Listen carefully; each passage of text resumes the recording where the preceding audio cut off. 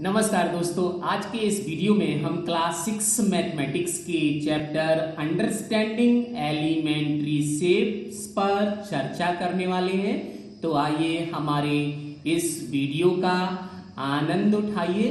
So first of all, I want to tell you that about the angles first, and then we will start this exercise.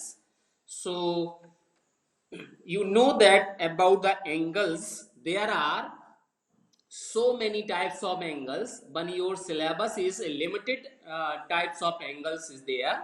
So first of all, I want to tell you that about the angles.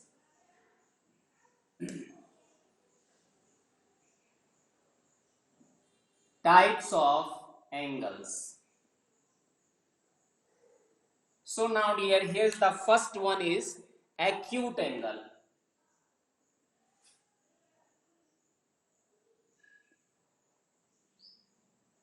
Means if we define this acute angle, then you can say that angles whose measurement is less than 90 degree. The angle, the measurement of angle less than 90 degree. तो 90 degree से जितने भी less angle होंगे वो acute angle होंगे। For example 30 degree, 45 degree, 60 degree, 70 degree, 80 degree and 89 degree also a acute angle. Okay, and after that when you move 90 degree then this will be changed. 89 degree तक 1 degree से लेकर 89 degree तक जितने भी angle होंगे वो सारे के सारे एक्यूट एंगल होंगे। इसके बाद second one is this is number 2, that is right angle. Exact 90 degree. तो जिस एंगल का वैल्यू 90 डिग्री होगा वो आपका राइट एंगल होगा। 90 डिग्री से ना तो 1 डिग्री ज्यादा होगा और ना ही 90 डिग्री से एक भी एंगल कम होगा। अगर हम 91 डिग्री कह देंगे then it is not a right angle triangle, और अगर 89 कह देंगे तो वो भी राइट एंगल नहीं होगा। सो एग्जैक्ट 90 डिग्री को हम कहेंगे राइट एंगल ट्रायंगल। इसके बाद नेक्स्ट आपका है वो है number 3, that is obtuse angle triangle. Obtuse, obtuse angle क्या होगा? The measurement of angle at the measurement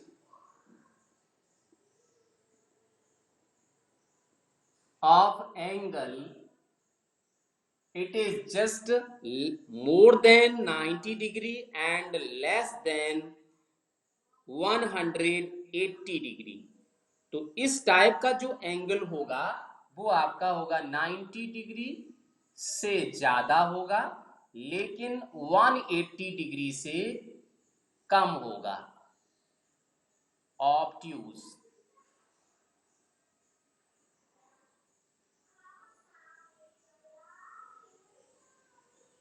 तो क्या मतलब हुआ कि जैसे हम 100 डिग्री कहेंगे then this is a obtuse, 120 degree कहेंगे तो वो भी ऑब्ट्यूज होगा, 160 डिग्री कहेंगे तो वो भी ऑब्ट्यूज होगा, 179 डिग्री कहेंगे तो वो भी ऑब्ट्यूज एंगल ही होगा, और अगर हम 180 पे पहुंच जाएंगे तो वो ऑब्ट्यूज नहीं होगा।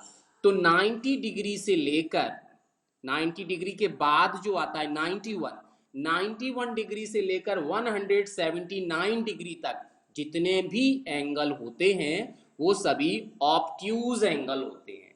तो ये आपका हो गया ऑब्ट्यूज एंगल। इसके बाद जो नेक्स्ट एंगल होता है वो आपका नंबर 3 होता है। नंबर 4 में straight angle.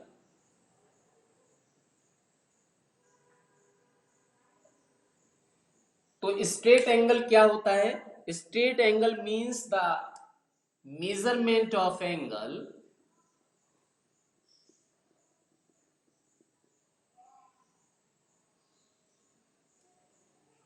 This is exact 180 degree. तो अगर इस एंगल, किसी भी एंगल का वैल्यू एग्जैक्ट 180 डिग्री होगा तो उसको हम कहेंगे स्ट्रेट एंगल। और इसके बाद फिर आपका नेक्स्ट होता है, वो आपका है रिफ्लेक्स एंगल। तो what is meaning of reflex angle?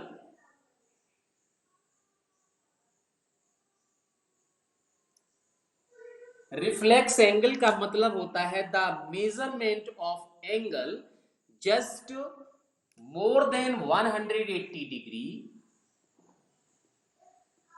and this is a reflex, and less than 360 degree means 180 degree से बड़ा जो भी एंगल होगा उसको हम रिफ्लेक्स कहेंगे, लेकिन 360 डिग्री से छोटा होना चाहिए। इसके बाद नेक्स्ट आपका है, वो है आपका that one is 6 number, that is complete angle।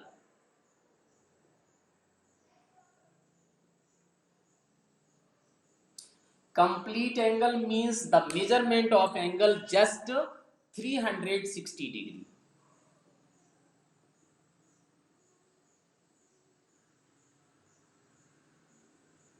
angle, this is just exact 360। तो जिस एंगल का वैल्यू 360 डिग्री होगा उसको हम कहेंगे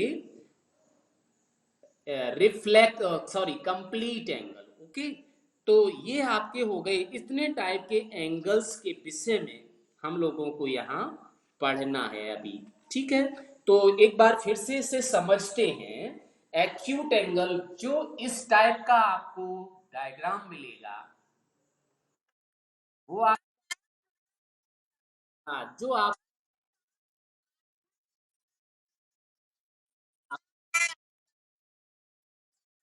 ओके, तो इस टाइप का जो भी एंगल होगा वो आपका एक्यूट होगा।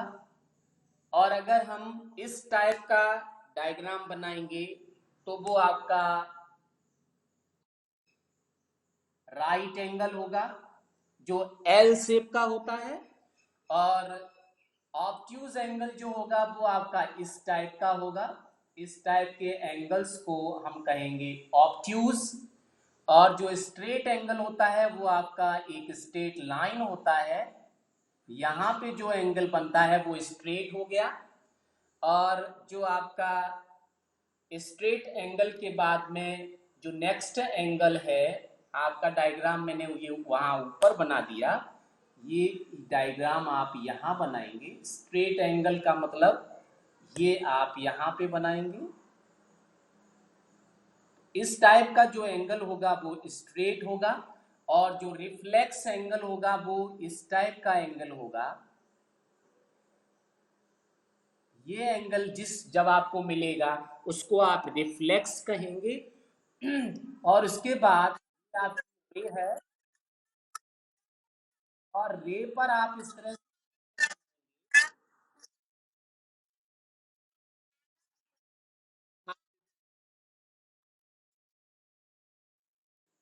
ठीक है, अभी दिख रहा है। तो इस टाइप के जो एंगल को हम कहेंगे वो कंप्लीट एंगल होगा। तो मतलब एक पूरा जो सर्कल बन जाएगा तो उसको हम कहेंगे complete angle.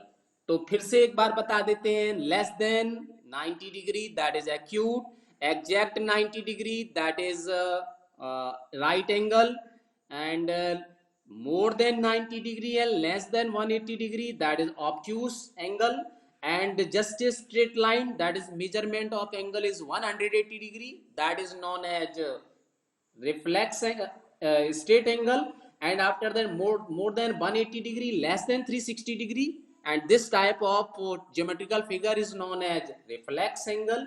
And after that the complete angle, if we move a full round, that is a full revolution, then that angle is known as complete angle।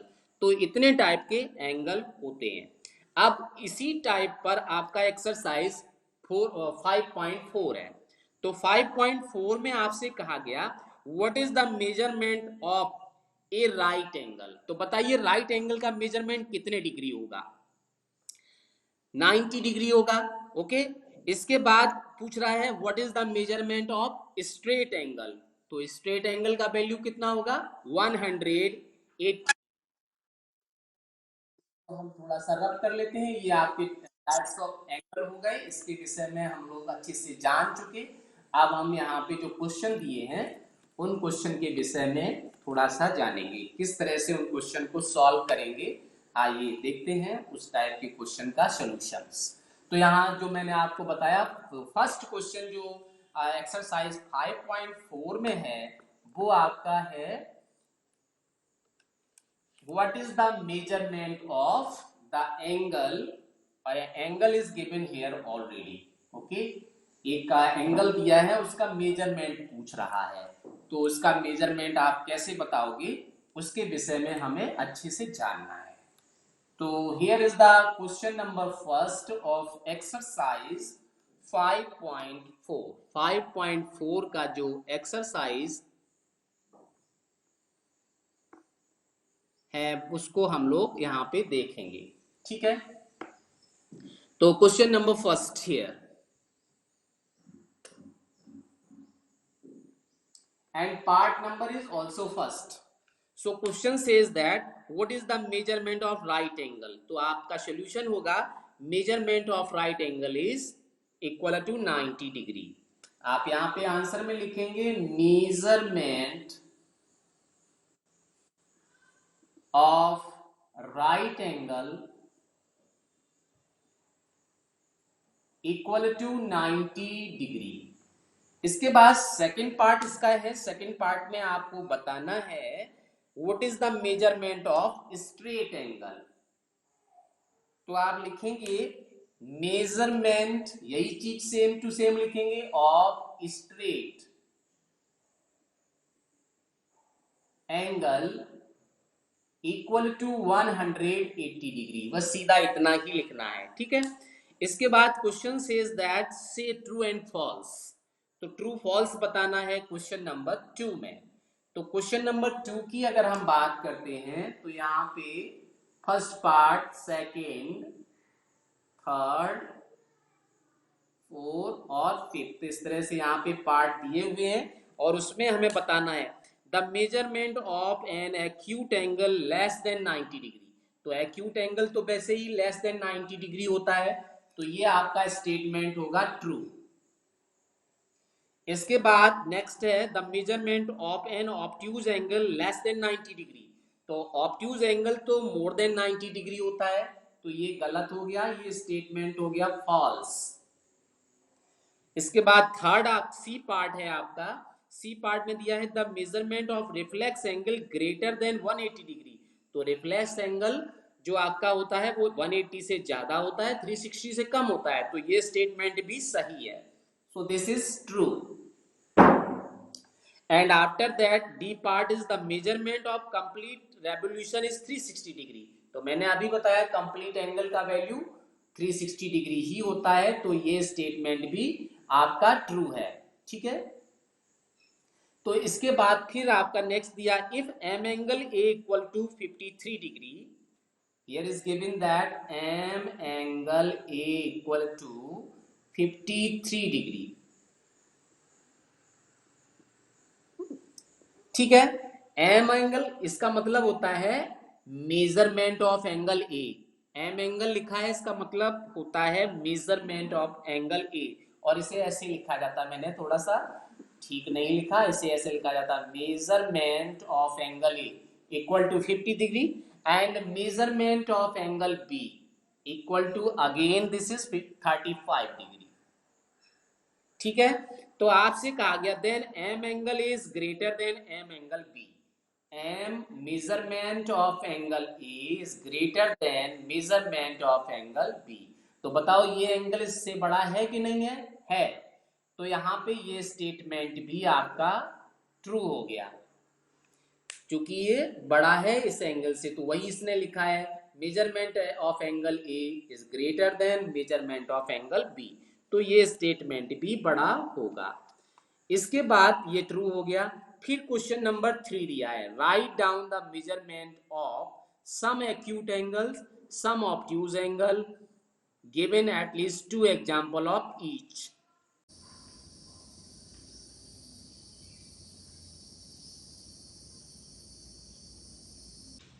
तो दोस्तों, हमारा ये वीडियो अंत तक देखने के लिए आपका बहुत बहुत धन्यवाद।